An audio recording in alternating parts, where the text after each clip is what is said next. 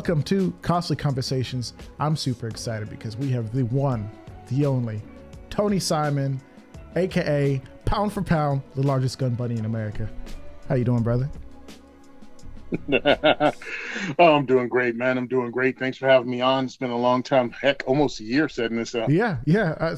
Sometimes it's just kind of how it ends up being. But for our friends, we always try to make sure we bring them on. You're an amazing man, and you've done some really cool things, hosting the 2A is for everyone, shooting events. Obviously the instructor for Simon Says Training. And obviously, if people do even a little bit of a Google search, they'll see that you've been involved in some really cool things, and you're very well connected in this 2A space, and really kind of one of the trailblazers into this new generation of gun owners / Black gun owners. So hopefully people will take a second and kind of really hear what you have to say, brother. But before we get into all the fun stuff, we do want to remind everybody to please go ahead, check out the merch store down below, get the Keep It Costly tee. It's a little something. It helps the show. Really, every single purchase goes directly into the show because as much as, it gets a little expensive. In addition to that, if you want to help on a reoccurring basis and join our online community where we can have offline conversations and kind of keep the conversation going, go ahead and join the Costly community. It is our Patreon community, and I'd be super happy to have you in there. But now, back to the show. Tony Simon, thank you for coming on. Hey, thanks for having me, man. And to everybody out there, because I hear it a lot, when we ask for funds to do the work we do, some people go, oh, they e-begging. I'm like, do you understand? Almost nothing is free. Nothing is free. And I've been helped by a lot of good people. I've been given discounts. I've been given stuff, and I've been given stuff for free, but it's not everything. And when you're working with free, you're working on their timetable because they're doing stuff too. So yeah, please help if you can. If you really want to support somebody, hey, sharing the stuff on social media is cool, but money is cooler. It honestly is. And I want to say a special thank you to the two people whom I love the most. Well, besides my family and of course, all my guests who come on the show who grace us with their time for free, mind you, is first of all, the guys and gals in the Patreon community. You guys are freaking awesome. The amount of hard-earned money that you guys will allow me to use to kind of fund this thing and to fund the other projects that we have going on, that's huge. In addition to every single person who's bought a t-shirt, I love you from the bottom of my heart. Thank you so much. It means a lot. But it's definitely humbling, man. Yeah.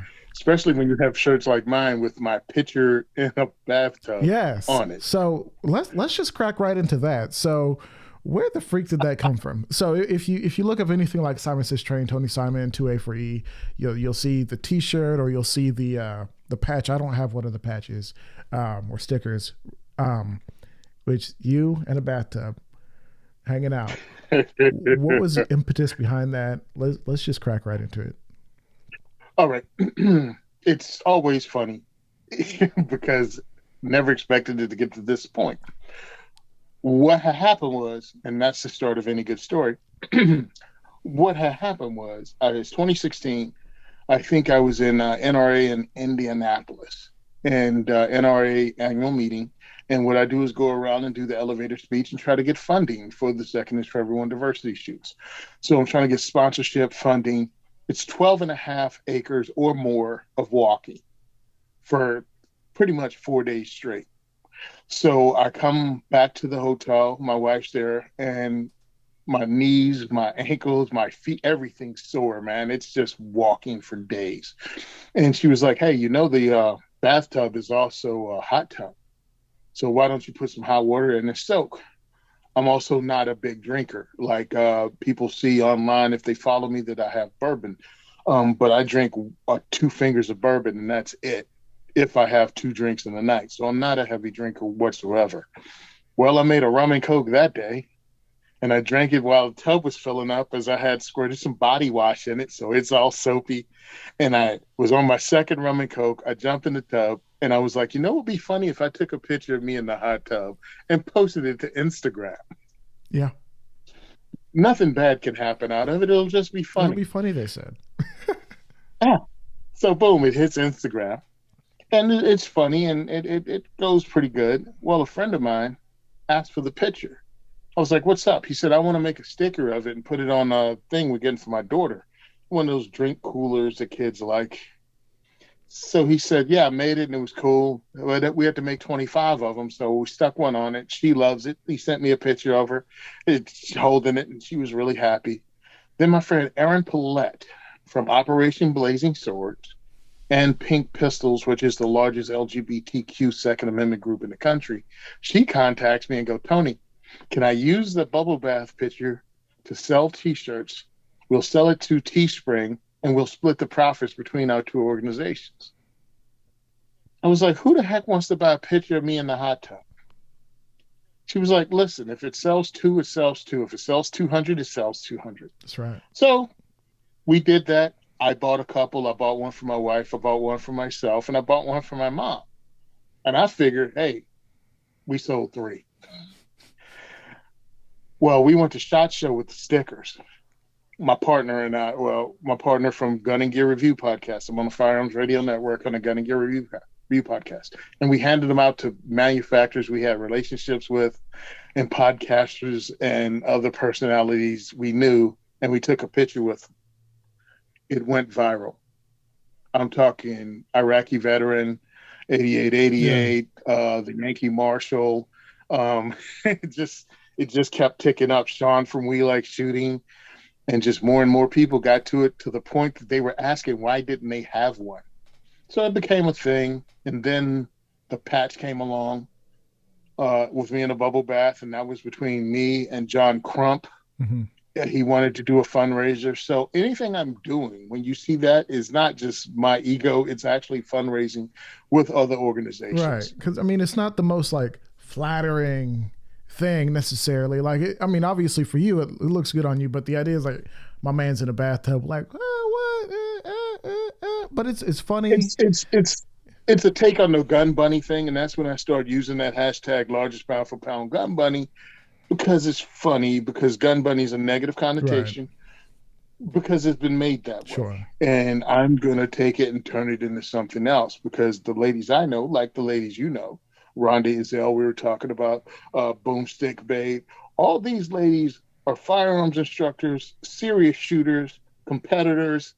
So I don't consider them gun bunnies. And I think we need to just either do something with that phrase or reroute it. Right. So that's what I'm doing with it. I think I'm going to point out the joke of it and just use it, because no one else is going to use the largest pound for pound gun bunny in America. So no, it's kind of like this interesting, like, oxymoron in this sense, which is it's fun, and I can appreciate that you would own that and kind of make it your thing, because obviously, I think I was talking to Ken Scott of Private Group, one of the premier training orgs in this country, and he said branding is everything. It's branding. Yep. He has this, like, bright neon green phone case, which is the same He's as got his logo. His what do you call it? He's got his Crocs. He's got his American flag Crocs that he rocks. My man was wearing the American flag Crocs at the USCCA event that we just got back from, and it's hilarious. And hopefully, I love Ken, man. No, it's great. I'm a little disappointed at it. It just didn't even. It was lost on me that I needed to pursue him to make sure we had a little bit of a sit down. We've talked before. We've had him on the show. He's shared his heart, and he's one of my favorite interviews, and because he was able to share so much and share so openly. And that's what makes a great interview, is when someone, like, takes down all their walls and shares from their heart. And I was super happy to see that. So hopefully we can do that this one too. Oh yeah, no pressure. No pressure. Just be vulnerable. Yeah, I can cry. Just start cutting some onions. Yeah, exactly. There you go. But so that started. I have a sense of humor about what I do, because we have to. I'm a Second Amendment advocate. I started this whole thing in a weird way. What is a Second Amendment advocate, first of all? Okay, so I started advocating for the Second Amendment, not only for the Second Amendment. I am not a civil rights dude. I didn't come in for all the other rights. It really came from me being a firearms instructor. I became a firearms instructor in 2012. Okay, oh, most people don't know I'm in New Jersey. So I became a firearms instructor here in New Jersey, and in 2012, hoping to introduce people to firearms in a safe manner. Cross that line, introduce people. I'm not going to do the tactical Timmy shoulder rolling into a room, drop leg holster, all that, even though I have that gear because I want to know how to run it. And I've taken classes with it, but I want to ease the first time person into it. I want to be your first step into the firearms world.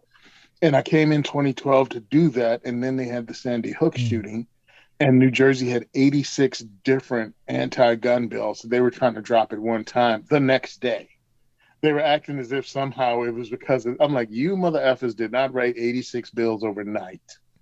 So they had them already lined up, and that ticked me off mm. because you don't even know what happened, but you're already pushing bills talking about it'll save lives, but you don't even know how this went down the next Right. day. And most of these And laws, that they're targeting specific things that have nothing to do with the most recent tragic event. at all. Oh, But you're using that tragic event to push your right. legislation. It's always And let's get the rifles off the street, even though the last four events were handgun related. Or let's magazine capacity on handguns, and the last event was a rifle. I'm confused. Which one is it? Are we addressing the issue, or are we just banning guns?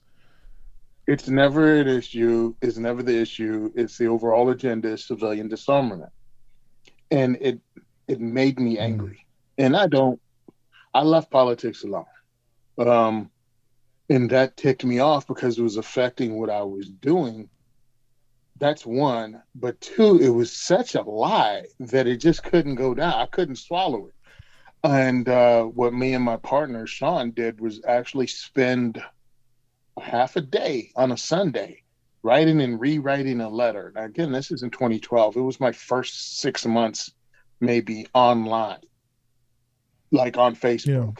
And you know how you join Facebook and you join every 2A group there is. Mm, Well, we had every firearms related group. So we wrote this letter, and it was well done, mainly because we had his wife, who's a school teacher, read it. And after we wrote it, rewrote it, take the curse words out. Don't be condescending. Don't be sarcastic. Get your point across without being preachy. I mean, it took a lot of rewrites to get to what we felt was a sweet spot. yeah. And I posted it. Now, again, this is a guy who I didn't have 24 people following me, but we posted everywhere and we got over 15,000 likes and Mm-hmm. shares on it.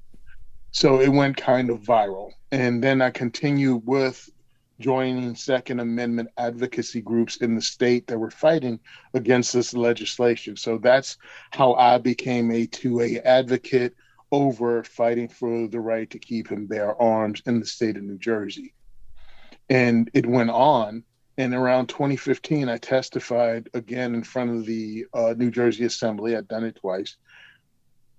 And I was just pissed because I was the only black man pro gun there that spoke out of Yeah. 200 firearms owners that went there to speak. And I'm like, at that point, I'd been a firearms trainer for 3 years. I've been to the ranges, multiple ranges across the state. I see us represented at the range, but why aren't we represented Mm-hmm. in the capital? And I'm like, why are we leaving that? Why are we leaving that in other people's hands to speak for us when they don't? Yeah. So I went to the Second Amendment groups I were already involved in, and this is the ones in the state. And if you want to write them down because you want to support them, please do. NJ2AS, CNJFO, and ANJRPC.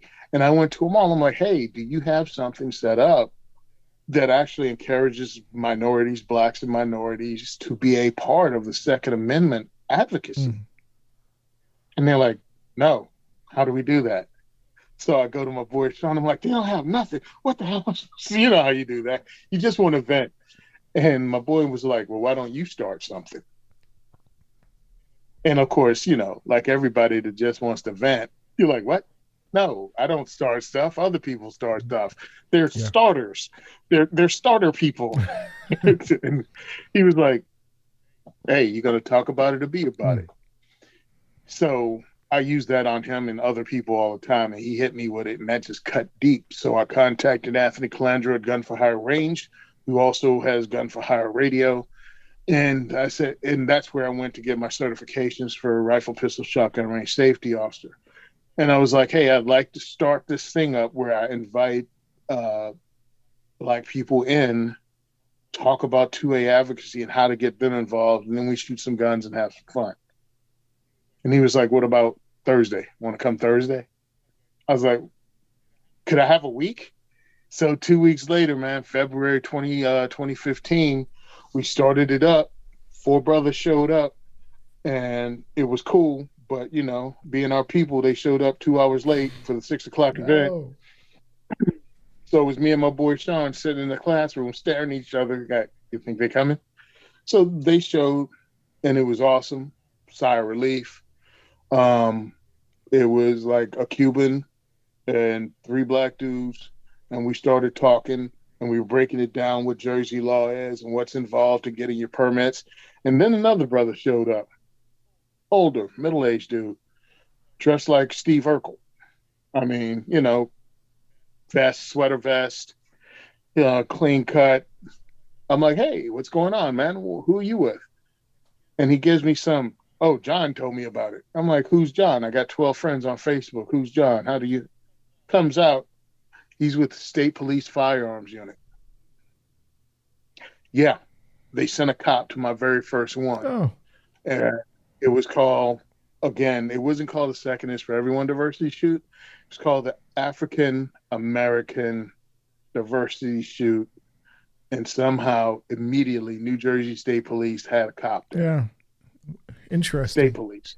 And Interesting. immediate. The very first time. So they have been law enforcement coming in, as my boys call them, glowies, coming in that were suspect. Haircut, the way they carry themselves. Doesn't change anything with me because I'm like, good, you're here. You're with the State Police Firearms Unit? Yes, I am.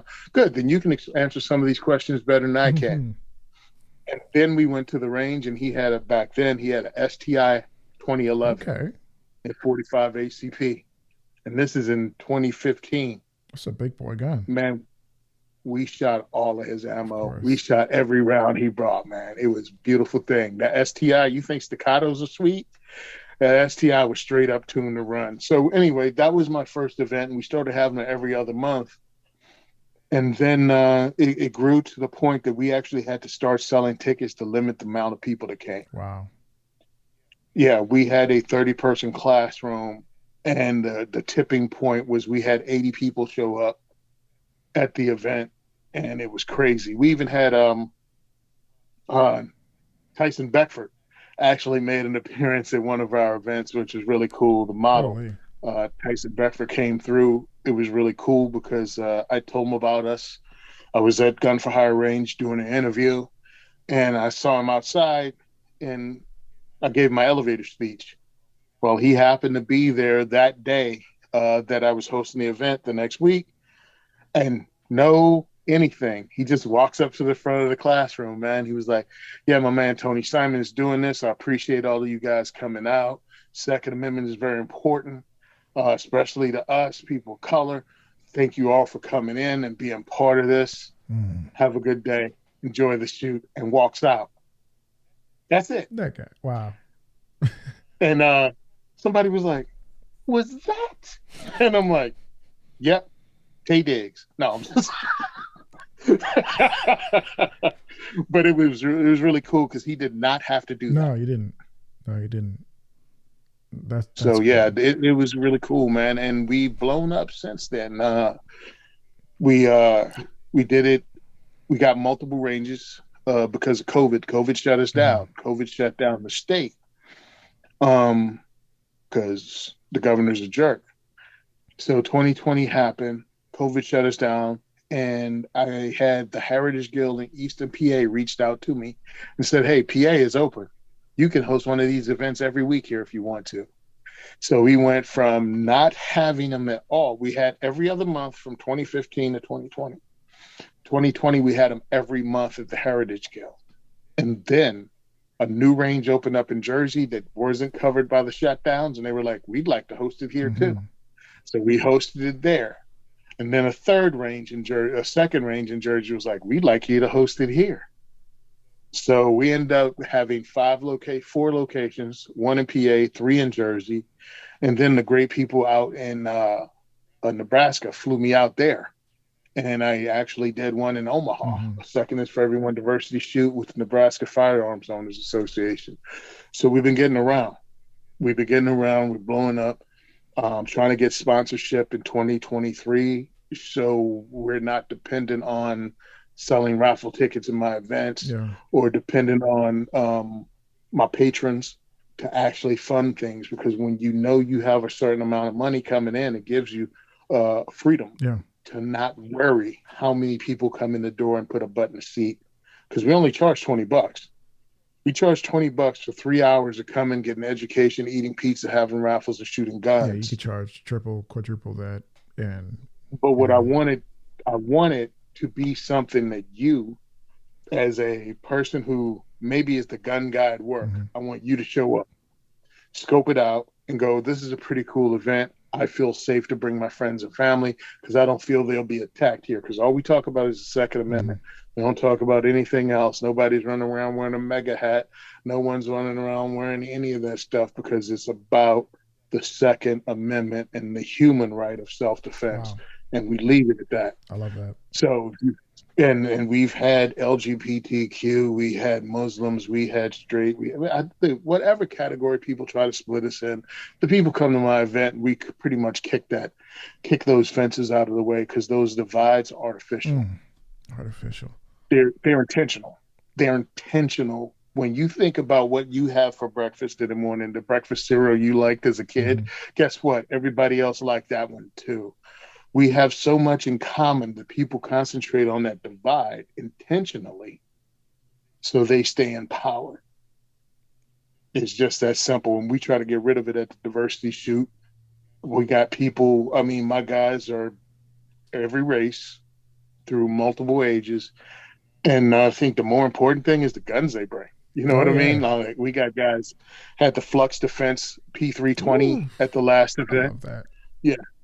One of my dudes came through with a full auto suppressed Sten submachine gun. Uh, yeah, the Heritage Guild came through with an HK MP5 full auto. One of my You're making me one of my guys had a jealous. 50 Beowulf.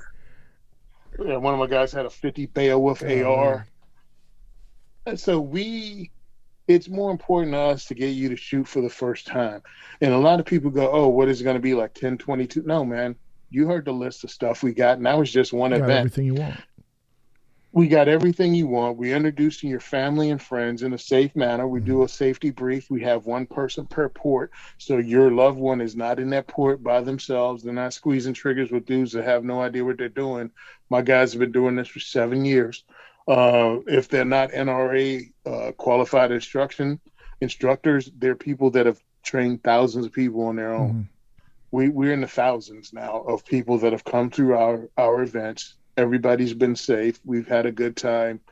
We haven't had anyone get hurt, knock on wood, but it's safety procedures. Yeah. We take care of it. We're doing this out of love, not because we're gun nuts. We totally understand that we have firearms for our own reasons, but most of us definitely have self-defense firearms to protect the people we love. Yeah. We think you should have that option too, regardless of your race, gender, sexual orientation, or background. Mm-hmm. There's no reason that you shouldn't be able to exercise a civil right if you choose to. And if you don't want to exercise it, that's fine too. I don't think anybody should be made to own a gun. Right. It's a thing. It's a thing that you could do a lot of stuff with, from just have fun. Like I told you what I did last weekend. I entered actually 2 shooting competitions. One was a police pistol combat competition. And I'd like to say that was the first time I shot it.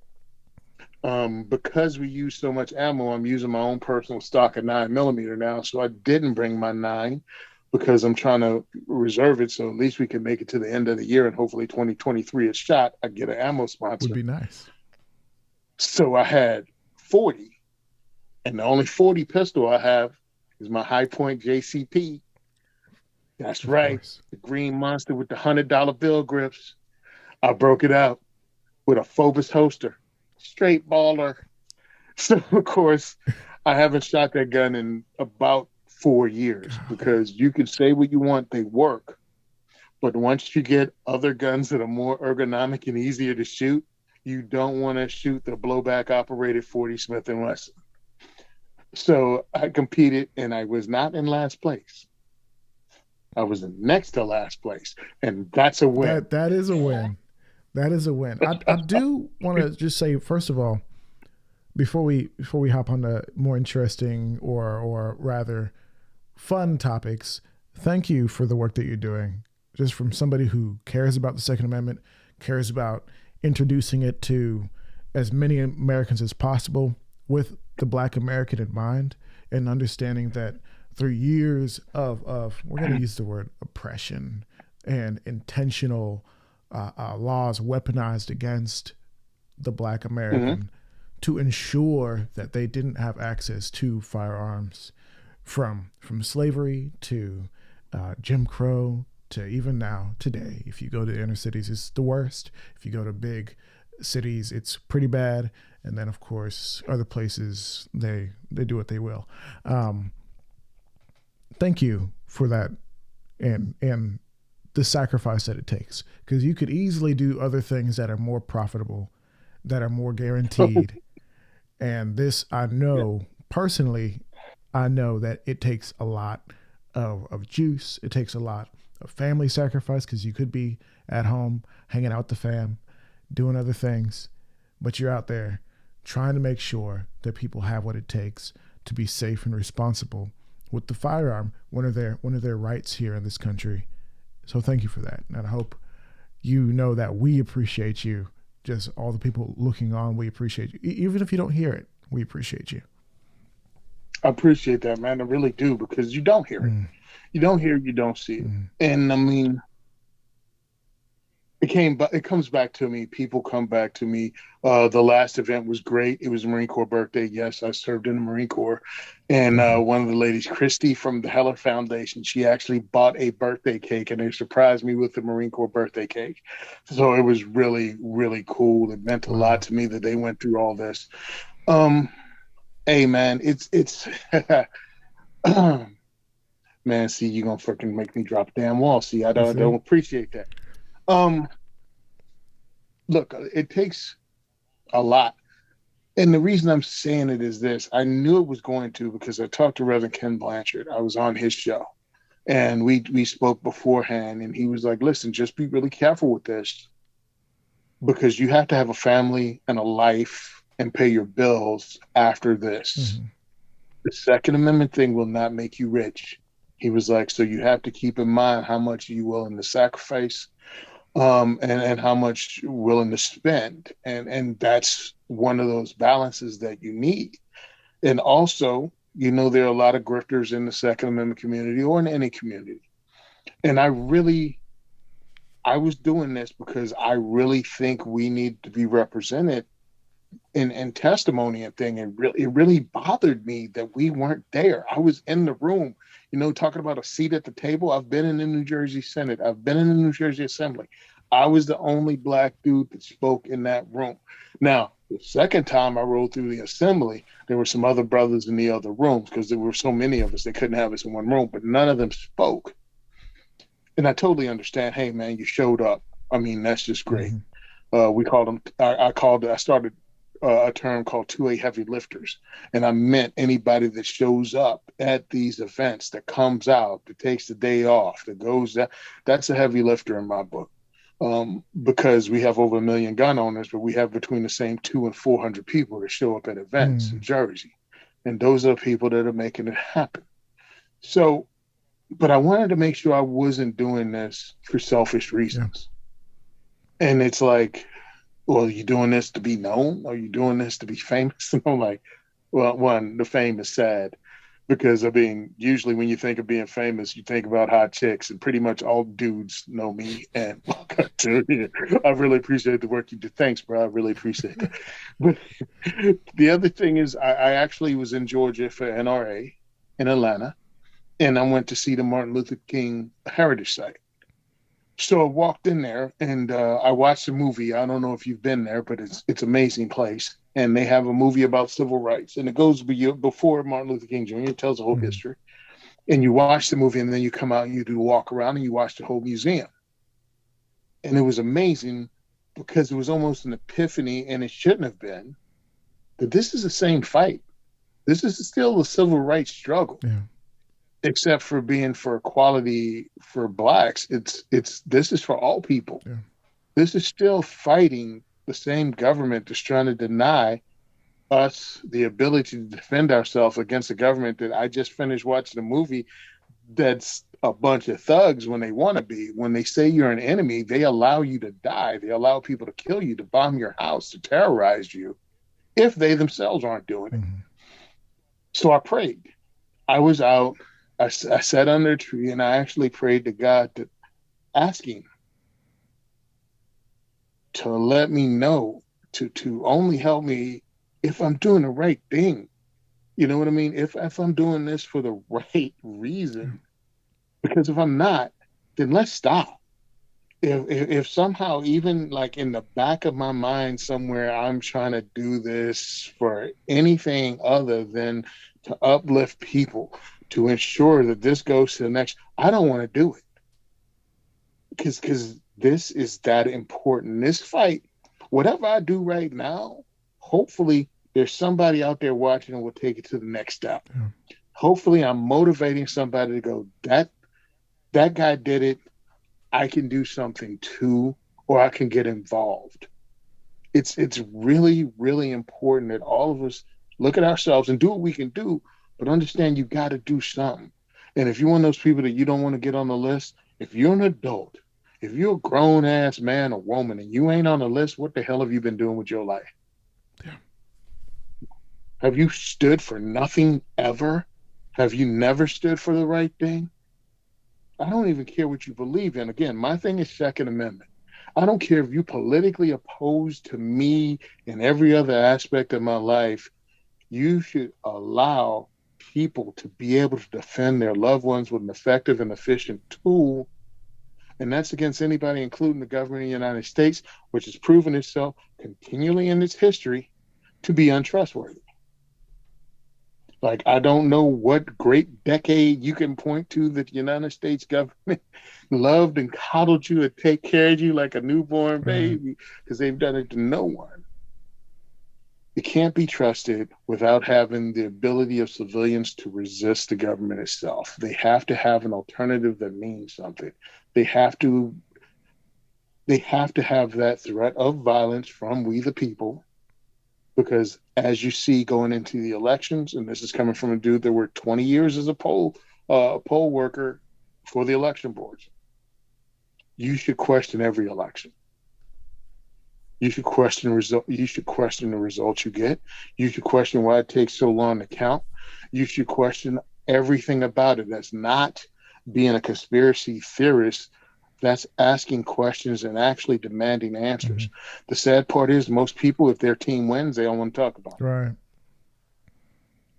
If their team loses, they'll talk about it until the next big thing comes along, and then they'll forget about it. I watched it since 2020 with the hanging chads. Not 2020, what was it? Early 2000, whatever, under President Bush. Yeah, 2000. I think I got into it right after that, and I'm like, yo, there's some questions that you need to ask. Like myself, like, how come we can't ask for ID? Like, unless you have it in your book, I can't ask you for ID. So you can walk in looking like me, telling me your name is, your last name is Patel, and I'm supposed to just accept that. Right. You could be, but I can't ask for ID. And why is that not possible? Why is it possible that I finish, the polls close at 8? I finished closing the machine. Everybody's out. I turn in the books and I get home and they've already called the state who won it. I'm like, dude, I just dropped the books off. There's no way they've tallied that because it's still in the building at the county level. So when I say people should ask questions, they should ask questions. So yeah, that's why I do this. I do this because it's really important that we understand that our freedoms can go in a generation. Right. This struggle is generational. What you see as normal today, the legislation that passes today that you're fighting against, if it passes, becomes law, it's what your kids see as normal. So they've moved that bar. Oh, it's always been like this. No, it hasn't. 1933, you could order a water cooled belt fed machine gun through the Sears and Roebuck's catalog and have it dropped off at your front door. That's the kind of freedom I want again. I want the ability that the only thing that holds you back in the Second Amendment is your wallet. Yeah. I mean, I've never known a time. In fact, I grew up thinking machine guns were illegal, and in some way in my mind, I thought before I actually became like cognizant of the law, I thought having a gun might be illegal. Yeah, And then eventually yeah, I was informed. It's like, well, if you do this or this or this, and I grew up in a place where possessing a firearm could be illegal depending on how you did it. Um, but coming to find out, like, until this act and that act, you could get what you want. You could get whatever you want. It wasn't nearly as expensive because of the regulations, but everything has a cost. And then we move into this generation where it's like, okay, yeah, it's a text stamp, and if you have the FFL type this, and then you could have a friend who has it, but don't be one of those guys and ask him about his stamps because that's rude. It's like, so I was like, hey, you man, got a stamp for that? Number one, lower your first of voice. all, lower Yeah. your voice. But yeah, dude, I mean, that's why we have to Yeah, fight it because everything that we let slide becomes yeah. normal. No, bro, we can't do this. We have to fight back. Baseline is freedom. Understand, I live in Yeah. Jersey. I live in Jersey. The iconic picture of Malcolm X holding his M1 Mm-hmm. carbine in the window, looking out by any means necessary. That gun is illegal by name in New Jersey. You cannot have an M1 carbine in New Jersey, and it's all based on racist bullcrap. Mm-hmm. It's actually, we had a riot in Plainfield, New Jersey, 1969, 1968. I forget which one. It was the same time as the Newark riot. The Newark riot happened right before it. Then the Plainfield riot happened. So it wasn't as big because Newark was huge. Mm-hmm. Plainfield had a riot. Well, Plainfield had a company called the Plainfield Machine Company. They made M1 carbines out of parts kits and everything else and resold them on the civilian market. You can find one now online. You can go and buy them. Well, they also work for the CIA Hmm. and they made M1s without serial numbers. Sometime in the middle of the night during the riot, the place was broken into and the M1 carbines were stolen. And the police said black people opened fire on the police station, with the M1 carbines. So that night, without martial law being declared, without warrants, New Jersey State Police, National Guard, Plainfield Police invaded 500 black homes looking for M1 carbines. Of course, they never found Of one. course not. They've not found one in the history of Plainfield. But within the next year, they passed a law banning that gun by name in the state of New Jersey. And if you have one, you'll go to jail. You see, that's interesting. It's interesting the lengths that the powers that be will go through or go to ensure that any weapon that they don't see fit for you, you cannot have. Whether it be something with more than 10 rounds, something bigger than 9 or 40 or whatever handgun round you consider, anything bigger than 22, because we've all heard the politician be like, well, maybe 22 is fine. You can have a 22. Yeah. So the M1 carbine at that time was a surplus gun Mm-hmm. that they had millions of. Mm-hmm. And the end of World War II had already come. The M16 was prolific. Other countries were getting rid of the M1 carbine semi-automatics. So they were on the surplus market really, really cheap. And so So anyone they could were get it. available Mm-hmm. for anyone. So of course you ban them by name. Now blacks can't get this lightweight carbine that fires a 30 That's caliber cheap. round, and it's cheap. Oh no, can't have it. Mm-hmm. Also, same time on the national level, they passed the law against Saturday night Oh, specials. really? This the old Again, Saturday night special. And who liked that? that's not what Who they. was into that firearm? Yeah, Huh. you mean people that could afford a firearm? And then, of course, you think. Now, I said during my speech in the assembly, and then I started using it as a hashtag. Gun control is a 400-year-old racist strategy used to control black people. And I went into the history of how in 1620 the first gun control law was passed in the colony of Virginia, banning black people from owning guns. So I've said it, I've said it, I've hashtagged it, I've said it in speeches. People want to argue with me that, America wasn't around in 1620. I'm like, the colony of Virginia was around in 1620 because in 2020 they celebrated 400 years of continuous existence. So anyway, Hmm. well, did you hear what happened Monday with John McKeon, assemblyman in New Jersey, that said, you don't really want the people that live in Patterson, Camden, Newark, and Elizabeth to be able to have guns, do you? Mm. I know I don't. Guess who lives in Patterson, Camden, Newark, and Elizabeth overwhelmingly? Mm. People of color and people of a certain economic status. So either he's being blatantly racist or he's being blatantly elitist. But it's not a mistake because Assemblyman John Jim Crow was good McKeon is a lawyer. Hmm. It's a partner in a law firm. And one thing lawyers are good at is putting words together. And they don't do it by accident. So he said it intentionally. And he said the people, not those Mm. people. Like he walked that line, but it's a line that you go, we know what you meant. Yeah. We know exactly what you meant. So tomorrow morning, I'm going to make my announcement for my November 22nd diversity shoot.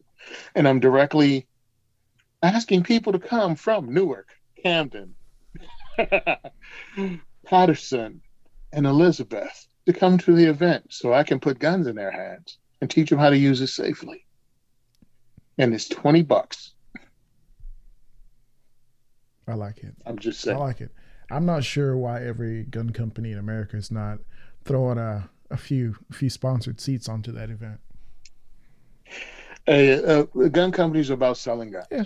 All right. So I've learned after talking to these people for 7 years and trying to get them to actually sponsor us because of the Second Amendment advocacy, that really means nothing to most of them. Mm-hmm. How many numbers do you have on your podcast? How many butts do you put in seats? How can you help us? Yeah. So now, I have the numbers. I have over 37,000 downloads of my podcast. I have, tens of thousands of people listening to the Firearms Radio Network to listen to that podcast. I'm on the Self Defense Radio Network at Self Defense Gun Stories Podcast. So I have an audience that hopefully they'll allow me to get sponsorship. Like that audience will allow me to get sponsorship because the whole point of me being on these shows was to talk about the diversity shoot and get word out. Yeah. And now that has to come back. So hopefully, companies will go, yeah, we'll sponsor you. We'll give you some money so you can promote out like High Point Firearms. High Point Firearms, the owner of High Point said his whole point was this: to get firearms in people's hands that couldn't afford the more expensive stuff, but to make sure they worked. Mm-hmm.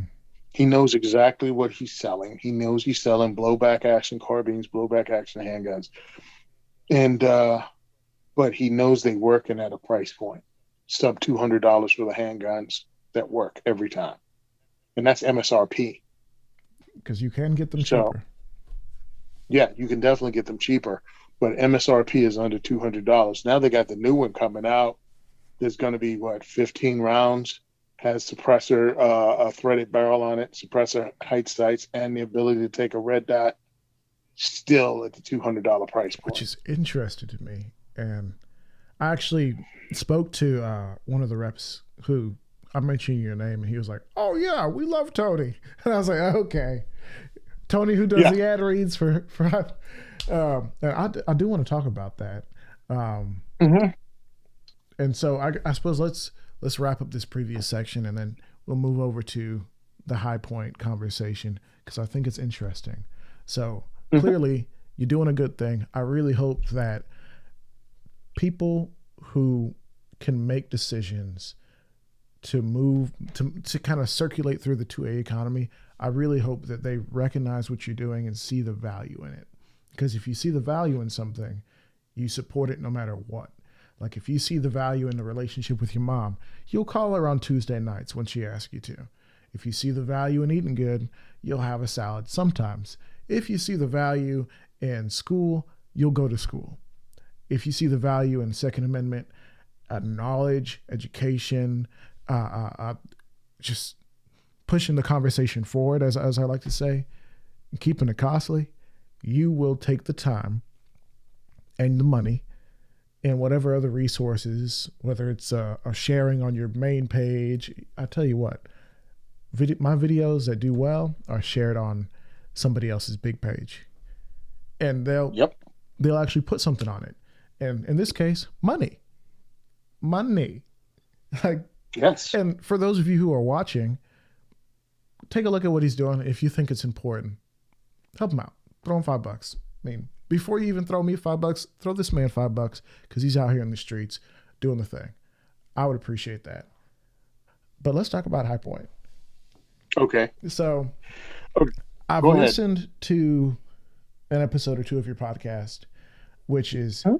oddly well done. The last one I listened to, you were in the car, and I've never heard a Yeah. podcast recorded in a car that was so well done. I was fuming. I was like, "How dare he record a podcast in his freaking car?"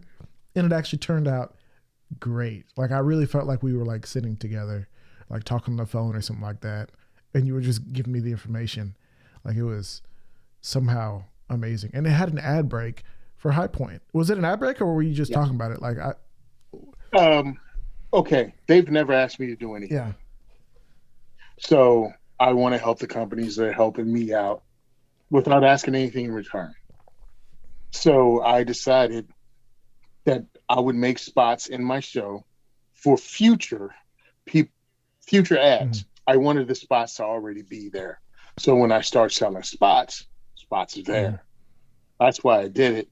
So when you hear me do an ad read for High Point, when you hear me do something for like Adam Kraut when he was running for NRA board, I put those ad reads in there because those people actually helped me out without asking for anything in return at all. Yeah.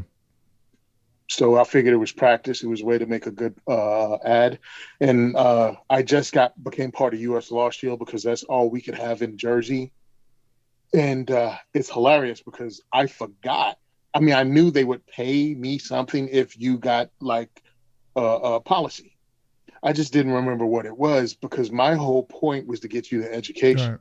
To go, if you're a U.S. Law Shield member, they have meetings. We set up monthly meetings that you can go to a meeting and ask a lawyer a question and get rundown on what Jersey law is and what self-defense law is. So I thought that was way more important than whatever $10-20 that I would get. And they were like, "Oh, it's more than $10, bro." I was like, "What?" It's like it's more than $10.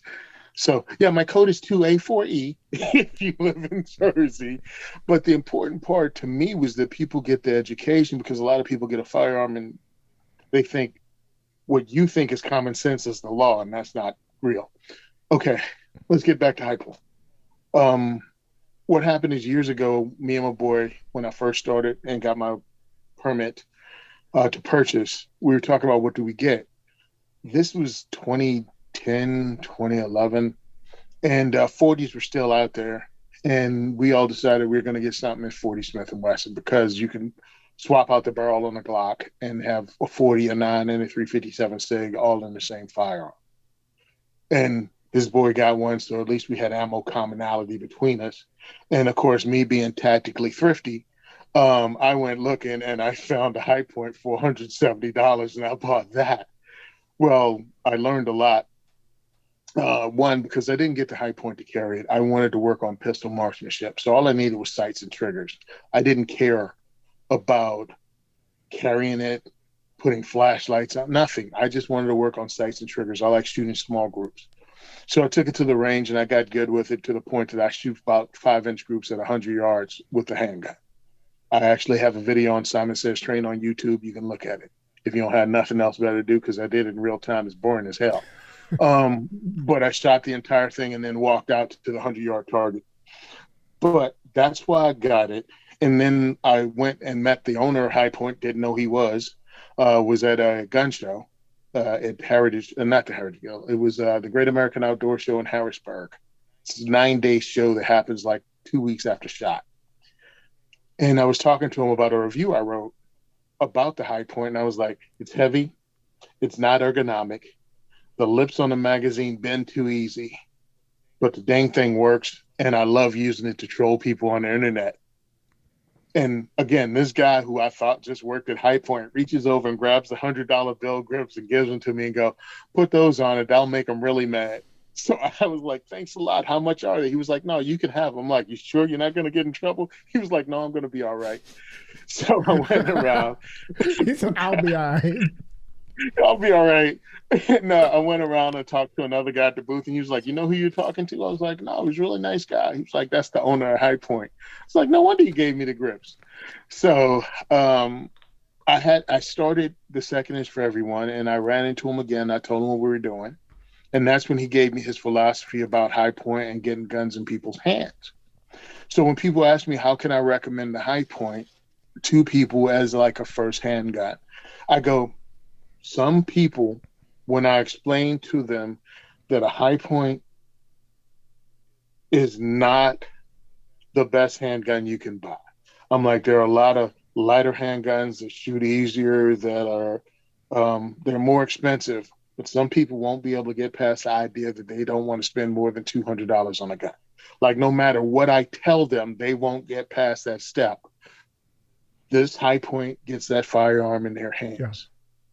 Now, let's get you to the range shooting this and taking a class with it.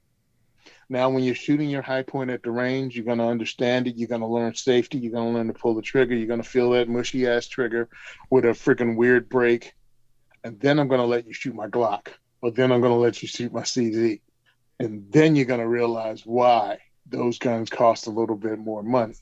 So when you get to the point you can afford better, you buy better. But the most important thing was I got you in the door, because otherwise you wouldn't have entered, because to you, the cost of entry was not worth it until you learn. Understand the value. Like we just talked about before, if you value something, you'll spend the money. So when people poo-poo High Point and go, oh, I can't believe, I'm not even going to listen to anything you say. Well, that's because you're being childish. Because there's other ways to handle this. You can have your own biases and prejudices, but once you shut it off, you shut people off. So I learned, use that High Point as an entry-level thing. And once they learn better, I mean, it's not like the owner of High Point carries a C9 in his pants. He knows exactly what he's doing. He's giving people an entry-level firearm. Now, flip it. That High Point carbine, yo, dude, it's awesome. It's an awesome firearm for the amount of money you spend on it, even though it has a single stack magazine. It's in 380, 9, 40, 45, and 10 mil. And they come in all crazy colors that you can't even scratch it, because the way they have it hydro dipped is really well done. They gave us some of those. I mean, I won't even lie. I'm still in the middle of doing a review right now. I fired thousands of rounds through the one I have. We've given one away because we started a competition called the Minuteman Challenge to get people out. And we had different kind of firearms that you get to fire at each event. One event might be lever action 22s. The next event might be pistol caliber carbines or AR-15s or even bolt action rifles. Like, we do it to get people to get their gun out to the range and shoot, get like-minded people together that have never met each other in a friendly competition. So High Point actually gave us some carbines to give away to the first place finisher of our yearly championship. Nice. So it was awesome. And then I have a company called Hightower Armory that makes a bullpup conversion for the High Point carbine. Dude, that thing takes a high point, which is like a seven in the fun because, there are other pistol caliber carbines that are a lot more fun, lightweight, ergonomic than the Sure, high yeah. point. But the high point with the price point that it is with simple magazines, 50 state legal, it's like at a seven. Mm-hmm. Put it in a bullpup chassis, it takes it up to an 11 because it brings all the weight back into the shoulder. Now it's not a front heavy polymer thing. So now when I'm introducing women and smaller statured people to it, that weight sitting back on the shoulder doesn't feel heavy. It's well balanced. And I got them something that shoots 9 millimeter. So someone who's not confident shooting a handgun, maybe because they hardly go to the range because most people don't. Yeah. Now they have 1, 2, 3, 4 points of contact, and they're shooting this high point with a little red dot. Total money into the thing is probably $550. But now they have a pistol caliber carbine that's like less than 36 inches long. I think it's like 26 inches long. Hmm. That they can move around the house with it. They can hold it with one hand and they can shoot it, and they hold a potent round. So that's why I bring that to most of my shoots, and it really amazes people, and everybody has fun shooting. Yeah. I appreciate you breaking that down because I'm sure if somebody goes and looks you up, they will see a high point somewhere. And They for my will. gun snobs and people who have finer taste, uh, um, champagne taste, even on the beer budget, maybe they'll have Oh, questions. and And I'm glad you got a chance to kind of like clear the air on that. yeah, Uh, even for myself, and I'm not sure when it'll happen, but I know they're coming out with the new one. And when I had a conversation with the guys at the High Point booth, I was like, hey, that's interesting. I'm not sure if it'll be better or worse or just complete trash, but how about you send it out and we'll see how it goes. And so hopefully they'll send one out that we can review, and I'm curious to see how it will go just because you it has to work because if it doesn't work, they're dog meat. If the high point does not work, they're done. And we've had this discussion. I mean, again, I like the guys from High Point. We actually hang out and talk. And I will not guide somebody wrong because I'm friends with somebody. If you're using this firearm to freaking defend your life, I would be a total a-hole because I have a relationship with somebody that give you something mm, that gets you killed. But we had this conversation, and I'm like, if this high point pistol doesn't work in the least bit, you're done. SIG can have a recall on all their P320s and still get the military every last contract, one. and people don't say boo. Let that high point at a $200 MSRP not work, and you're through. So they're still holding off. They're working on it. They got to make sure it works 100%, Yeah, which is more than you can say for the P320 when it came out. the P320 now. Actually, the Now. P320 worked at the P320 worked at 120% because you drop it and it go off too. So I guess Yeah, you said maximum effort. I don't like them. I don't shoot them well unless you get into the higher end ones with a better Yeah. trigger. With I've There's tried to some really shoot the regular sick P320, versions that they make. They just make 12 billion versions of every gun. And and I need the higher end one. Oh, I finally shot the macro. the X Macro looks The cool. I've 360. not shot it yet. You like it or no? Yes, I like it a lot because I actually have some pictures of it with my Glock Mm-hmm. 19. The grip is actually longer and thinner, both front to back and side to side, than the Glock That's 19, and it interesting. holds the same amount of rounds. So with a regular P320, because I have big hands, pretty much this finger's completely Somebody's off, got and piano half of fingers. this finger's off. Yeah, and half of this. So I only really have a secure two-finger grip on a regular 365. Yeah. So it's really difficult for me. It takes a lot of concentration for me to shoot it well. Well, when I picked up the X Macro, it was like my entire hand fits on this thing. I'm able to actually do a mag dump and hit center mass. And they have the, I think, Romeo 5 on there, Mm-hmm. red dot. Everything came together perfectly. I was at a SIG range day, I think 2, 3 weeks Mm-hmm. ago, and I was able to run rounds through that. And the only other SIG that they had there that I liked even more than that was the P226X5. I heard those are pretty sweet. Sweet. tried to shoplift it, but since I was the only dude on the range, they might have noticed. Um, but those are some really good guns. Um, and again, I tell people about the high point, but I own other guns. I have CZ-75s. I got the Glocks. I got CZP-07 waiting waiting to get out because I had to do the paperwork on it. I also have a Glock 34 that I have that's all You Gucci'd up. almost have a cool down period in Jersey. Oh yeah, cool down period, dude. They were holding on so tight. They were like months behind on that Mm. paperwork, which is 100% against the law. They have 30 days according to law to get your paperwork back, and they violate it continually. What are you going to do And about I it, just right? got Like, what are you going to sue them? well, actually, when you complain to the New Jersey State Police, I actually got that on my phone today while I was between you and texting me. I was getting, while I was in this meeting, I was also getting updates from a guy that actually complained to the state police about the fact that they're taking over 90 days on his 30-day paperwork. Interesting. And, and he was like, pretty much, they told me they did not care. Jeez. That's what we deal with in these states, and that's why I try to fight the fight. I fight. Yeah. We have to make a difference. We can't be beholden to any political party. We have to end it. We have to make every one of them earn our right every election, earn our vote every Yeah. election. If we don't, you get what you get now. You get politicians that don't listen to you. You get politicians that work for somebody other than the Yeah. constituency. And it's hard because it seems like now you only have bad options or options that are kind of extreme. Like you get the Yep. AOCs of the world, Joe And the Biden, who Marjorie Taylor is Greens. dying. It seems like Yeah.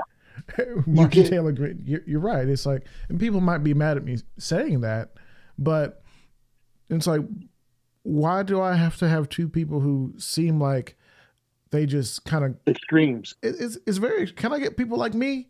I'm a regular guy. I am so regular, it's I boring. I hope. See, the bad part is they keep pushing this separation between us, and too many of us are buying into it. Too many of us are falling for the okey Mm, doke. It's doing the crab in the bucket thing with all of us because they throw one word in a room or two words in a room, and people lose their mind and run to their own corners. All of a sudden, they huddle up around the people in their own party they can't stand. I throw the word transgendered out, mm-hmm. hackles go up, people run to their corner, start sniping. I throw the word abortion out, people run to their corner, start. I'm like, they're using these divisive things to keep you apart without you going, hey, wait a minute. We have a lot of stuff going on in this country, and you people don't care. Like, how about the people that made money off a lot of the COVID stuff? How Big come money. large companies were allowed to stay open, but mom and pop companies couldn't open up even if they cleaned the place up themselves? Mm-hmm. How come there were no cleaning up protocols immediately that the big companies use? Why couldn't the small companies do the same thing? Right. Who made money off of Mm-hmm. this? Who makes money off of the money, billions of dollars going to the Ukraine? And now we're hearing that it's coming back into both parties through donations and PACs that some of the money got sent. So instead of that, they'll throw something out. Kanye West said, and everybody on social media runs with it, Mm-hmm. and your social media itself is guiding you. So what I'm saying is, at my diversity shoots, we only talk about 2A and inclusiveness in the real word of Mm-hmm. inclusiveness, not some fancy political bull crap, but us helping each other out as a people to become self-sufficient and depend and able to handle our own security and safety because that's who's in charge of it anyway. You can't outsource that to the government because they will fail every Yeah. time. If Uvalde didn't prove it to you, nothing else Yeah. will. You're absolutely right. And I hate that we have to even reference that because it's the truth. Like at the end of the day, men with guns failed the children. Men with guns Failed that them. we've been paying for with our basically tax dollars going to the government money that is your money. paid these guys to do nothing. In fact, they paid these guys to stop you from doing something. If you showed up that day and said, "Hey, I'm gonna go get those kids. I'm gonna do what I can. How can I help?" They would have been like, "Stay in your car. And if you get out, I'm gonna pepper spray you. I'm gonna tase you. I'm gonna put cuffs on you because I don't want you getting in the way of what? Getting in the way of what?" They're fair. So you have to ask yourself, and there's a lot of things that some people feel uncomfortable with, Mhm. and we have to point it out. Where do you get to a point that you shoot a cop? People are very uncomfortable with that. You should be uncomfortable with it because there's no coming back from it. But your child's in that room. Now understand the fail they were doing. 1999 Columbine happened. Mm-hmm. After Columbine happened, police departments all across America reevaluated their response to active shooter. And it really became the minute you get there, you go in because these guys will usually kill themselves or surrender. Mm-hmm. That's from 1999. How did Uvalde happen and they still stood outside as gunshots were going off in the classroom? They stayed outside. Even after there were enough people in that hallway to take that room, there were still gunshots going off. They stayed outside. So now you're a concerned parent. You have your concealed carry. A sharpened stick would have put me in that fucking room. Yeah. I'm sorry. I would have gone in that room with my pocket knife. I don't give a shit. Cops are in the way telling you can't go in. It's not that if I would have went in, it would have been what gear my car was in when I crashed through them into the door, into that hallway, and got out and did what I had to do. I'll gladly go to jail to save my child. Mm-hmm. And they failed on every level. Yeah. And it's not a training issue. When does it stop being a training issue? Understand. And if you're a cop out there and somehow I hurt your feelings now, well, I'm sorry. Actually, I'm not sorry. Go fuck yourself. Your training is for your department to cover their butt and say they gave you the training. They don't care about you as an individual. So whenever you hear about, oh, it's a training issue, that's just the department trying to cover their ass for training. They don't care if the cop learns it or not, as long as they sign off on that check-in sheet when they come in. So if you're a police officer, you better think about this. Your department will screw you at the drop of a hat. You still got to live with the things you do or don't do. And if you're standing outside that classroom scared you're going to get shot, maybe this ain't the job for you, that it makes you not do your job. If you realize you don't have the skill set to go into a classroom and put a bullet in a dude's head, then get your training and pay for it out of your own pocket like every one of us has to. Yeah. Sorry, man, but being a cop, all that free coffee, all the chicks hitting on you, all that other stuff you get as a police officer, sometimes you got to earn that. Sometimes that bill becomes due like it did in the hallway in Uvalde. Yeah. And a lot of them failed. And that's just a big one. Oh, there's police officers all across America that I don't care about them. We're talking about the epic fail. The epic fail that pretty much got a nation to try to push for gun control for 370 million citizens because of the failure of these cops in the hallway that day. Mm-hmm. That's what we're talking about. We're not talking about your cousin twice removed, Earl, that's a cop. So if you're a police officer, get trained and understand that may have to be you. Are you ready for Uvalde? Are you ready to go into a classroom where you might not come out the other side? Yeah. Or are you going to be the dude to stop parents from going in? What's a good cop? What's a bad cop? What would you do to get in that classroom to save your kid? Answer those questions now. At least you know where the hell you at. Mm-hmm. If you have a "don't tread on me" freaking Gaston flag in the back of your window and also a thin blue line, who the hell you think doing the treading, dog? Who you think going to come take your guns away? It's not going to be your politician. It's going to be your cop. It's going to be somebody from that thin blue line. So ask yourself, what would it take for you to shoot a cop? You got the flag on. You got the tattoo. You got the "We the People." You have all that. The people that are going to enforce the laws wear badges. Me personally, don't ever want to do that. I work with law enforcement at this point. That's why I work on the part to get people to be advocates so it doesn't come to that. Yeah. So you go vote. So you get these laws killed. So you support Second Amendment advocacy groups and places like Firearms Policy Coalition, like Second Amendment Foundation. All of that shit is to stop this from happening. I don't want to kill because you're not coming out of it. No matter how dirty the cop is, no matter how piece of crap, best case scenario, you go to prison. Yeah. Worst case scenario, they will burn the house down around you like they did that cop out in freaking California that they caught in Big Bear. What was the bald headed dude that looked like a Wish.com version of LL? Donner? Yeah. Yeah. So that's the worst case scenario. They will send a robot with a bomb strapped in it and take you out like they did my man in the parking garage in what, Atlanta? Was that Atlanta or Houston? Houston. You remember No, that? I don't have that Black very Black specifically. Lives Matter protest. He opened up with a SKS, started shooting the cops. People were running, ducking. He ran into a parking garage. And they hit him with a They bomb. sent Johnny Five with a claymore on into the parking garage and took dude Wow. out. Talk about That modern was your warfare. police, baby. Talk about modern warfare. Jeez.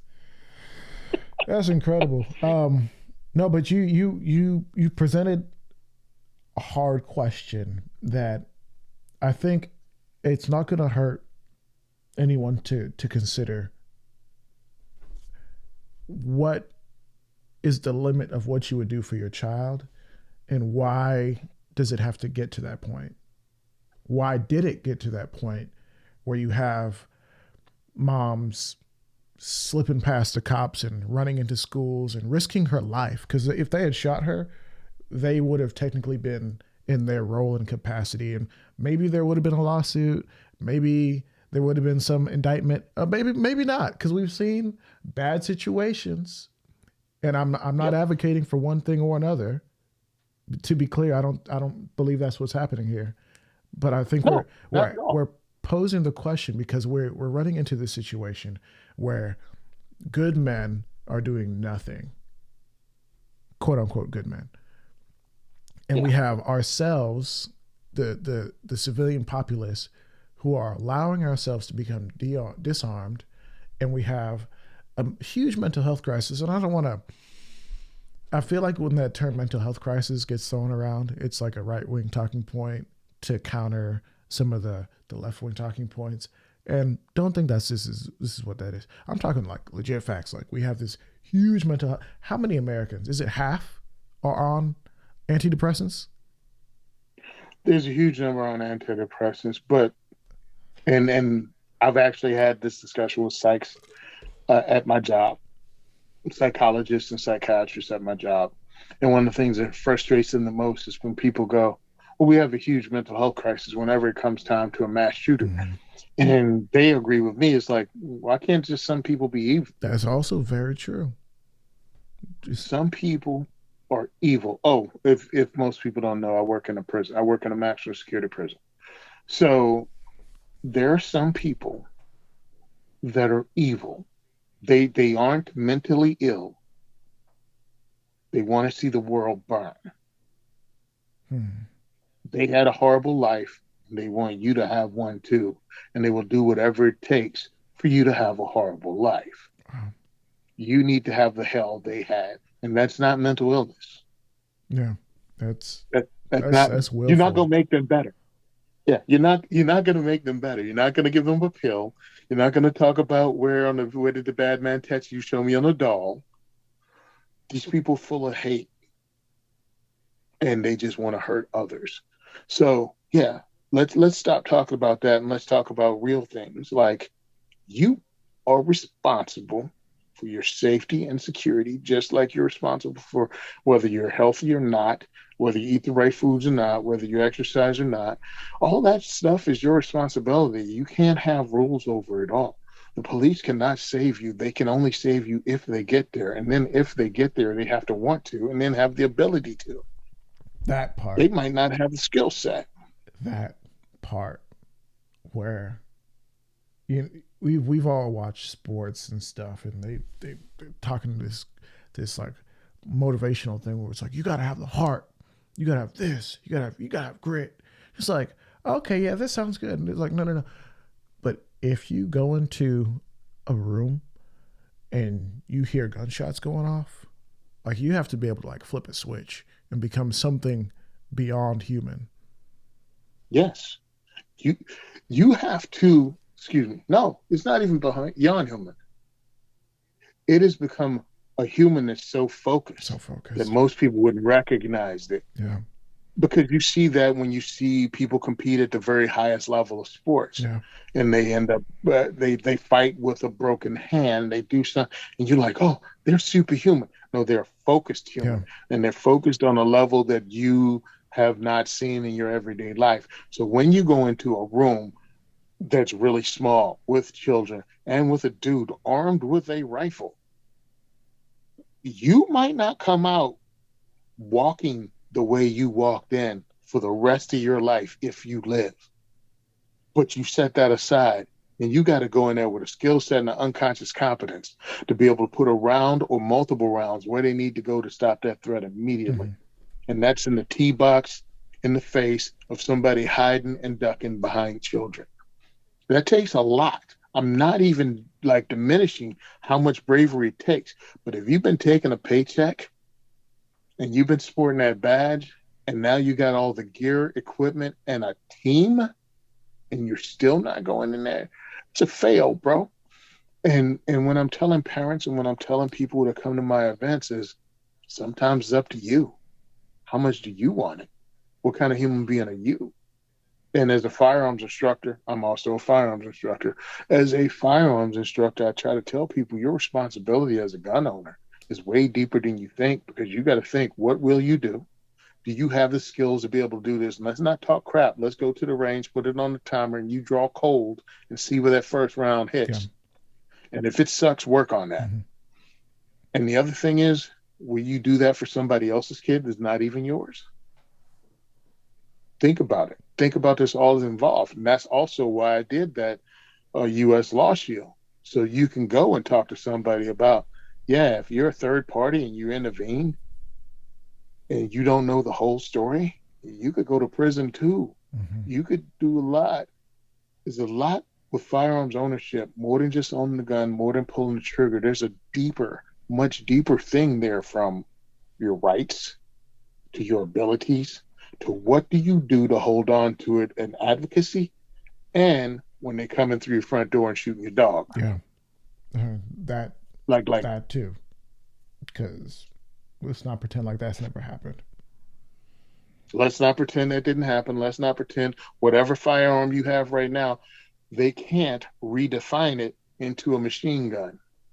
Shoot, I mean, consider that right now, at least as we're speaking, there's been conversations about reclassifying Glocks because they are quote unquote readily changeable or easily modified to become fully automatic, just with the nature of the design. Mm-hmm. Until you realize that, like, a really strong number of guns can be easily modified to become machine guns. A lot. Yeah. Like, if that's what, where's the bar? But Where's the bar? exactly. And understand, they're trying to reclassify something used a pistol brace in the same category, need a $200 tax stamp. And they're not going to tell the newspaper when they come into your middle class home in your neighborhood that, oh, you had a pistol brace on Right. something that was totally legal until they reclassified it on December Illegal 1st. rifle. Hold on. What do they say? Weapons cache. They had an arsenal. Or An arsenal an arsenal of weapons of mass destruction, including machine with guns. over 1,000 rounds. Oh shoot! I just got my order in the other day. Golly, they gonna get me. That's what I'm saying. So, I mean, dude, it's a lot more. I have fun with this only because this conversation can get real Oh serious. yeah. So I do the hashtag freaking gun bunny thing because we got to pull back out of it and actually have fun at my events. You can't just go totally dark on it and then go, all right, everybody, go in here and have fun. So we have to pull it back Yeah. from this, but we have to give people things to think about. because it's a lot to take in if you're there for your first event. Mm-hmm. If you're at my diversity shoot for your first event, and you just, I don't know, I've never shot a gun before. I'd like to go here. And I take you down the path we just walked. You're sitting there like, what did I walk into? Right. You can take the red pill, or you can take the Well, blue pill. again, you can take the red pill, you can take the blue pill. We just have fun tonight. You can go home and never think about this conversation again. Right. Or you can look and see how deep this rabbit hole does go. Yeah. And it goes to, are you willing to fight for the rights? Because this thing was put in to fight a tyrannical government. It wasn't for hunting. It wasn't to save you from a mugger. It wasn't to save you from a B&E. It was actually to fight your government. That's why it's important that you have firearms and tools with the same capability as your friendly neighborhood National Guardsman or Army vet. So yeah, you should have exactly what they have. And the only thing that should limit your Second Amendment is your wallet. Yeah. Yeah. I'm in agreement. I hate the idea that there would ever be a scenario where the general population is pushed to a point where they have to defend themselves from something like that. I that it's a sad and dark, hopefully never eventuality. However, No. you look around the world and you do see the consequences of people not being armed. And I do think that as long as we can maintain our rights, and this is why I do fight the way I do, and is even when under that thought process of, okay, so tyrannical government, foreign government, because I consider those kind of the same. Like if Canada's like, you know what, we're getting too many of these American guns coming across from New Jersey and Michigan and places like that. Yeah. And I'm trying to do my best. Justin Trudeau voice.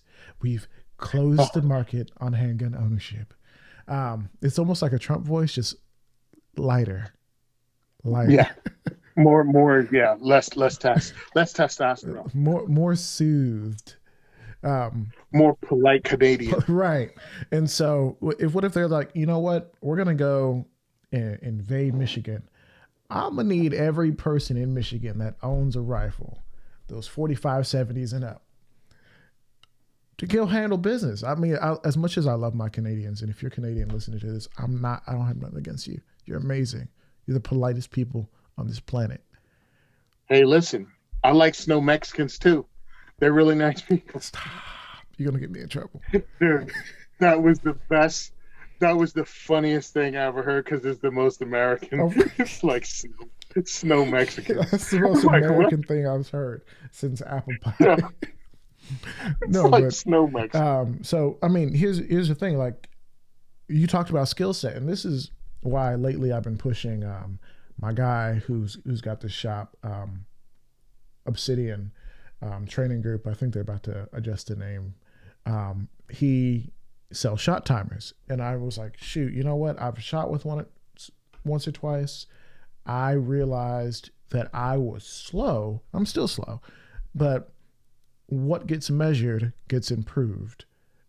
So I've been measuring it, and I'm like, okay, I can finally get from concealment on target 138. Can I get sub-second? Because in the 138, you got 138. That's good. I mean, it's not bad, but there's better, you know. And if you're in a bad situation, you need all the speed and accuracy that you can get, because it's not always your life on the line. Sometimes it's your kids, sometimes it's your moms, it's whoever's with you. And if you see me with my family, I have everything I can carry. I have the best guns I can carry, lights, knives, some medical, and so I want to make sure that I'm prepared in the best way possible. I like it. That's pretty sweet. You got to tell me about Launch 13, Kershaw. Yeah. And so if you want to tell me like, oh yeah, I'm great, I have all these amazing guns, but you don't even know, you know, your shot time from, you know, can you hit the A zone from 7 yards out? What's your time? Do you know? You have no idea. No. You have no idea. Okay, I talk about training on my podcast a lot because I want to shut some stuff down, and some stuff is my opinion. There are trainers out there that go, shot timers are toys, they're range toys, and I agree with you. What can be measured can be improved Mm-hmm. upon because you need to know, understand every gunfight is a competition. Oh yeah. All right. Every gunfight is, and I'm not saying anything deep or anything that's not been said by others, but you have to know your limitations. So if someone is not looking at you, he's looking over here, but he's armed. You know, it takes quarter second for a person to react. It's going to take like half a second, maybe a second for him to turn around and look at you again because he's been looking over there. Can you draw from concealment, punch out, put around in this sucker's teeth, and drop him and no one else gets hurt in 2 seconds or less? I'm not asking you, do you think you can do it? I'm asking you, do you know you can do it? Mm-hmm. Because when it comes time to do it, it's going to take unconscious competence. It's going to take not thinking, just doing and being able to pull it off. And way too many of us, and me included, aren't as good as you think you are. So you need to test yourself continually if you're going to carry all the time. Right. I'm not saying you need to go to the range every week, but I'm saying you need to dry fire. You may need to get that Mantis X. Maybe you need to pick up an airsoft gun. You need to do something if you're really going to be serious about carrying this tool for Yeah. self-protection. And you mentioned medical. Medical is more important than the gun. All right. Medical is way more important. Your kid will slam their finger in the door, fall down, hit their head on something. Medical will be way more important than a firearm. Why haven't you trained? Hardest classes I ever have filling up are medical Mm-hmm. classes because no one, it's not cool. It's not sexy at all. It's not a cool Yeah. class. And I'm like, why the frig don't you know how to take care of you and yours immediately? Mm-hmm. I ain't saying do surgery, stop the bleed, treat for shock. You don't know how to do that? Why? There's a lot of responsibility. And one of the ways I try to get people involved in this whole thing is so they can meet people like us that talk about medical, that talk about the deeper meaning. Yeah. What I'm trying to do is set you up with a new circle of associates and friends. My second is for everyone diversity shoot goes a lot deeper than just a pew pew. It's trying to get people to be more self-sufficient and self-aware. Mm. And because of people like you that hang out in the periphery, in the 2A community and on the periphery, will take people in a whole new way. Yeah. When you spread that circle of friends and your circle of knowledge, all of a sudden you're talking to some, and I love my ladies because we had some ladies from New York that came down, Black and Hispanic women that came to the diversity shoot at Gun for Higher Range with all the positive energy. And then I'm listening to them, and they're a bunch of self-sufficient ladies. One of them was working on getting her pilot's license. Oh yeah. And then you listen to them, and another one's a prepper, and like she's down with growing food in an urban environment and how to set themselves up. And now they talking to other ladies that are from the suburbs here in Jersey, maybe white, maybe Hispanic, maybe Asian. And now all of a sudden that circle of friends has grown. And now they're at my other events together. And then they're doing stuff together afterwards. That's what I'm trying to put together, a network of people that actually care and are trying to work on their own security, taking care of themselves, being advocates, become politically educated and aware Mm-hmm. and active. Yeah. And they're doing things. Yeah. And it's like, holy crap. That's why I call this a workshop. I'm not a competition. I don't look for members. I'm not asking for fees. If you run a Second Amendment group, come out to my event, introduce yourself, tell them what you do and where you're at. Our next event is November 22nd at the Union Hill Gun Club in Monroe. So if you belong to a Second Amendment organization, hit me up and go, hey, can I come through? I'm going to check and see if you're legit because you ain't fleecing nobody at my event. But you come in and you introduce yourself and you give a little elevator speech about what you're about, and then you converse with people. It's like, I want you to introduce you and what you do. Yeah. We've got some Muslims that come through, and it's the greatest thing in the world because these cats are from Egypt, and they're bringing other people from that area. So if you're one of those people that go, well, I'm filling a freaking blank, Mm-hmm.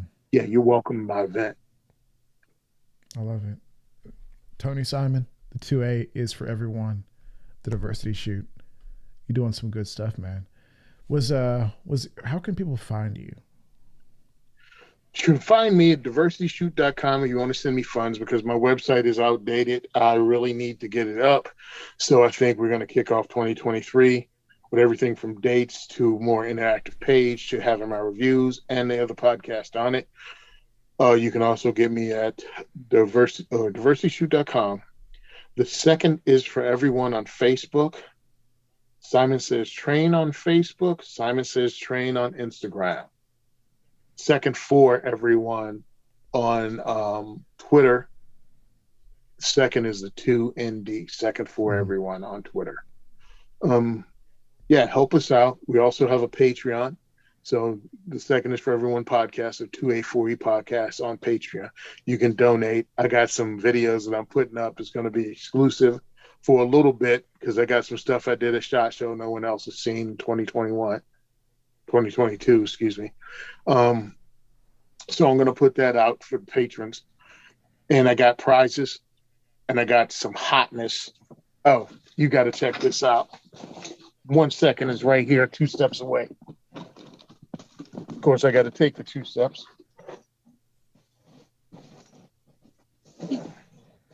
I lied, it was 1.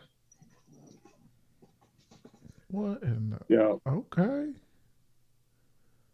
So, this is going to be one of my giveaways. Yeah, dude. Friend of mine, New Jersey Conceal.com, New Jersey Concealment, he makes these. He can't sell them because they have all the trademarks on them. So what he does is donate them to people like me to help with fundraising. That's cool. So that's going to be one of the things we do.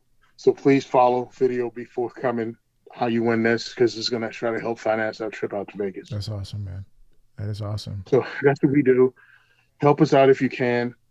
And even if you don't want to help me out, check out who's local to you that's doing work. Because it's local. All politics are local. So is your Second Amendment advocacy. Mm-hmm. You don't have to donate to the NRA if you got an issue with it. Find someone close to you, near you, your hometown, your state. Go to their meetings. Mm-hmm. See what they're about. See what they're about.